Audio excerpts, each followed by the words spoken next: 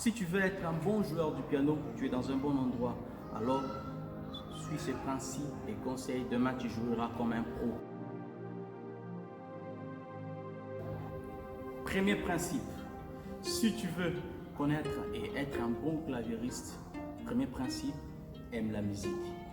Si tu aimes la musique et tu feras de la musique, ta passion, et tu seras un bon claviériste et celui qui jouera du piano comme un pro. Le deuxième principe, aime ton instrument. Si tu es celui qui joue au piano ou bien à la guitare, aime ton instrument. Et voilà, si tu aimes ton instrument, tu feras l'effort de mieux jouer à cet instrument. Et comme nous parlons du piano, aime le piano et tu seras un bon claviériste, un bon joueur du piano. Principe numéro 3. Si tu veux être un bon claviériste, un bon joueur du piano, il faut t'en procurer un instrument. En fait, il faut que tu aies un instrument, que tu aies le piano avec toi pour t'aider à travailler régulièrement à la maison. J'espère que c'est ça aussi, ça va t'aider. Principe numéro 4, c'est demander à tout le monde d'avoir un prof du piano.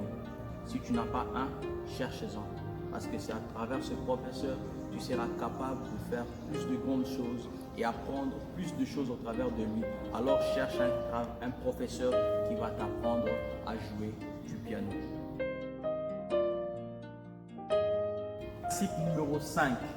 Alors lorsque tu as déjà un professeur de piano, cherche à avoir des documents PDF, des vidéos pour travailler au fur et à mesure, avoir des bonnes notions sur l'instrument que tu travailles, entre autres le piano. Principe numéro 6, il faut avoir beaucoup de temps d'écouter que de jouer. Si tu prends beaucoup de temps à écouter, tu seras capable de bien jouer cet instrument qui est le piano. Mais si tu prends trop de temps à jouer, tu ne seras pas capable de jouer de bons styles et sonner comme un pro sur le piano. Principe numéro 7, avoir un temps régulier pour le travail. Si tu travailles régulièrement, tu seras très fort. Si tu travailles très fort régulièrement, chaque jour, pas même chaque jour, même 3 fois par semaine, tu seras un très bon claviériste et tu travailles avec fidélité. Et enfin, le 8e principe est celui de créer ton premier style, ta première mélodie.